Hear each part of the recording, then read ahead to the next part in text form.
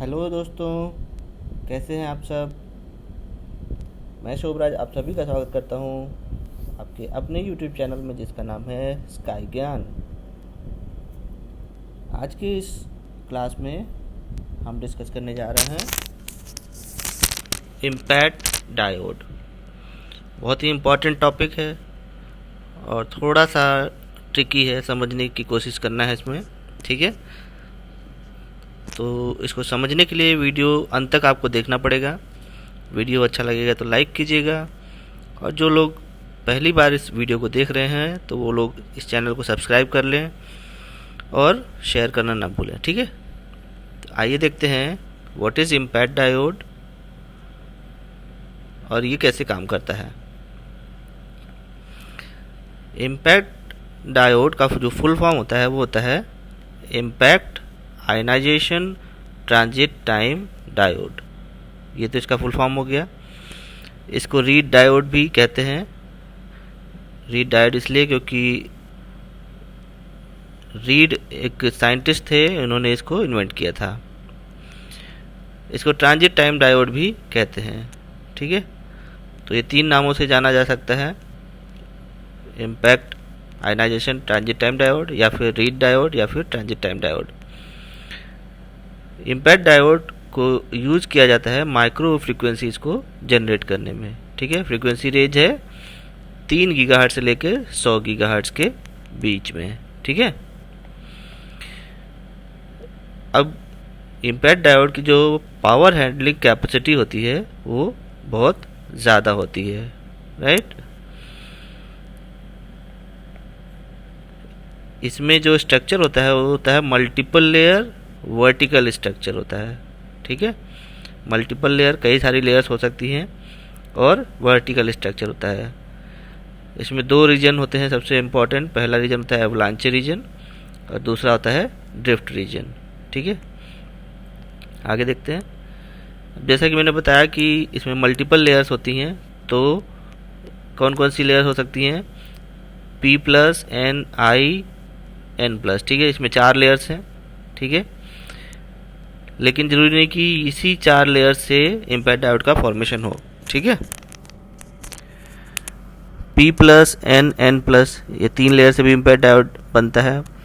यहाँ पर 5 लेयर्स हैं, इन 5 लेयर्स मिल के भी डायोड बनता है इम्पैक्ट डायोड, और यहाँ पर इन 3 लेयर्स से भी इम्पैक्ट डायोड बनता है। ठीक है, तो इसमें कई लेयर्स हो सकती हैं और उनका स्ट्रक्चर अलग अलग हो सकता है। तो मटेरियल कौन कौन सा यूज़ होता है बनाने में?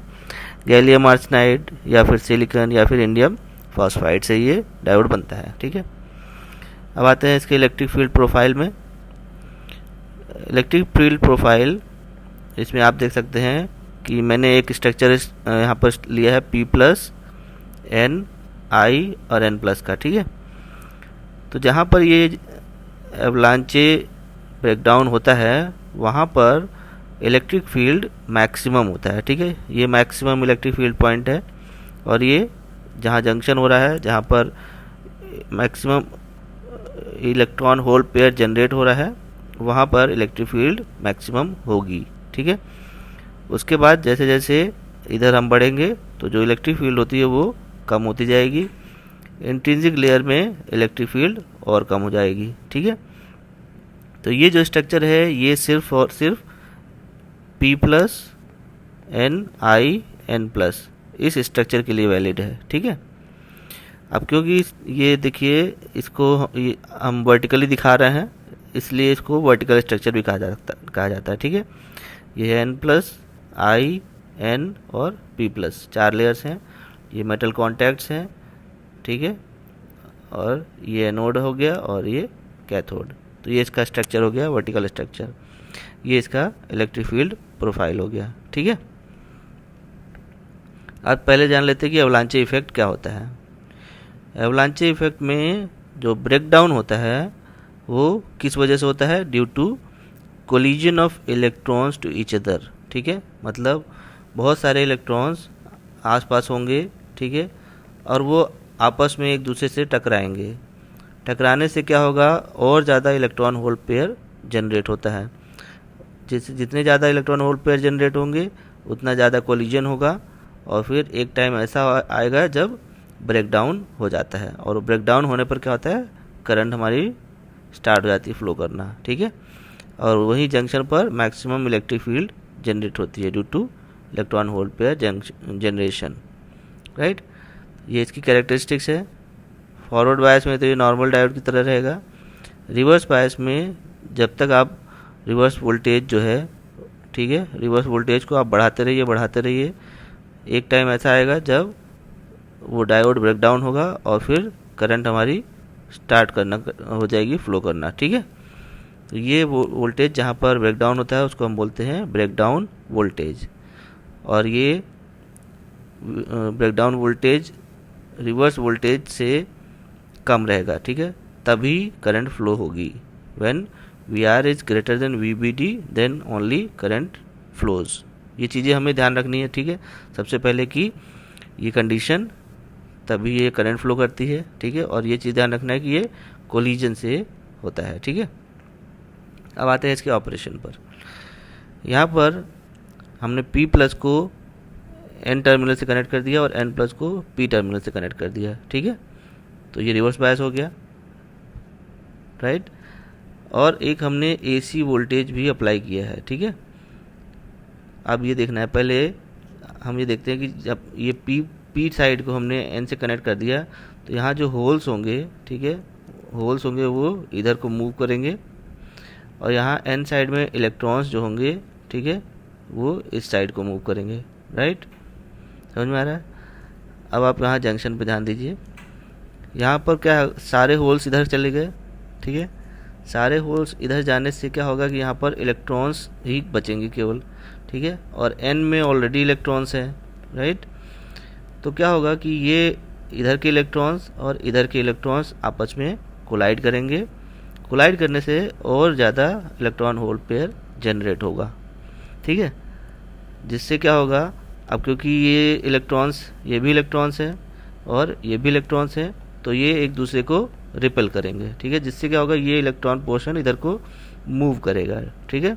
तो ये बोलते हैं कि यहाँ पर इलेक्ट्रॉन ड्रिफ्ट हो रहे हैं, ठीक है। ये इलेक्ट्रॉन ड्रिफ्ट हो रहे हैं इस तरफ को इंट्रिंसिक लेयर में, राइट। और क्योंकि ये N है तो यहाँ भी इलेक्ट्रॉन ही होंगे, तो वो सब इधर को ड्रिफ्ट होते रहेंगे, ठीक है।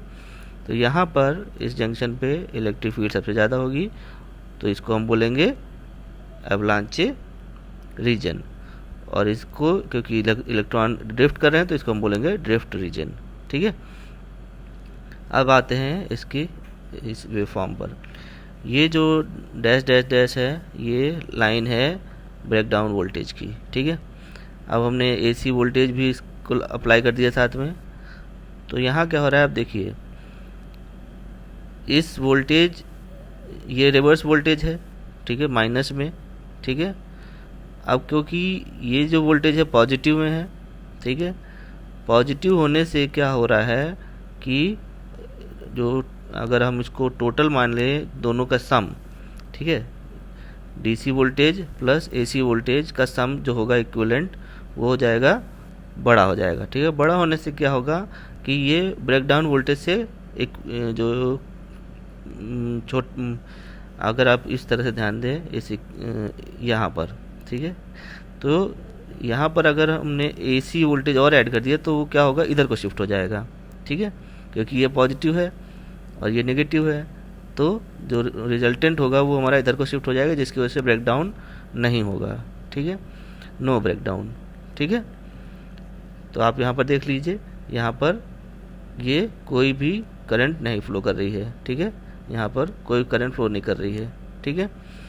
लेकिन जब ये वोल्टेज सप्लाई जो है AC की वो नेगेटिव होती है, ठीक है, नेगेटिव होने पे क्या हो रहा है कि ये भी नेगेटिव हो गया और रिवर्स वोल्टेज भी नेगेटिव हो गया, तो दोनों इधर को शिफ्ट कर जाएंगे और ब्रेकडाउन हो जाएगा, ठीक है।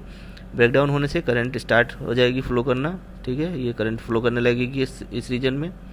फिर अगेन जब ये पॉजिटिव साइकिल आएगी तब फिर कोई करंट फ्लो नहीं करेगी, ठीक है, और फिर नेगेटिव साइकिल आते ही फिर से ब्रेकडाउन होगा और करंट फ्लो करना स्टार्ट हो जाएगी, ठीक है। अब क्योंकि ये जो पॉइंट है यहाँ पर, ठीक है, ये हमारा है ब्रेकडाउन पॉइंट, तो यहाँ पर ही सबसे ज़्यादा कैरियर कंसंट्रेशन आएगा, ठीक है।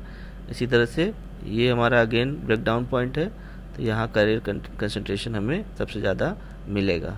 ठीक है, तो इस तरह से आपने देखा कि ये नेगेटिव साइकिल के लिए पॉजिटिव साइकिल जनरेट कर रहा है। ठीक है, तो हमने यहाँ क्या देखा कि it lags by 180 degree with respect to voltage. ठीक है, अब देखते हैं कैसे फ्रीक्वेंसी जनरेट होती है।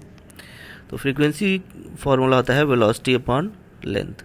ठीक है, यहाँ पे क्या है, v जो है वो है vd, क्योंकि यहाँ पर कैरियर जो होंगे वो ड्रिफ्ट कर रहे हैं, और l क्या हो गया 2l हो जाएगा, क्योंकि वेव फॉर्म क्या है यहाँ पर हाफ साइकिल के लिए प्रोड्यूस हो रही है केवल। ठीक है, ये हाफ साइकिल, राइट, तो यहाँ पर लेंथ आधी हो जाएगी, मतलब दो गुनी हो जाएगी।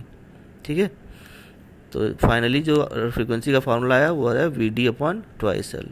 तो ये फ्रीक्वेंसी के फार्मूले से इम्पैक्ट डायोड हमें फ्रीक्वेंसी जनरेट करके दे रहा है। ठीक है, तो आई होप आपको इम्पैक्ट डायोड की वर्किंग समझ में आ गई होगी। कोई डाउट हो तो आप कमेंट करके पूछ सकते हैं। ठीक है, थैंक यू वेरी मच।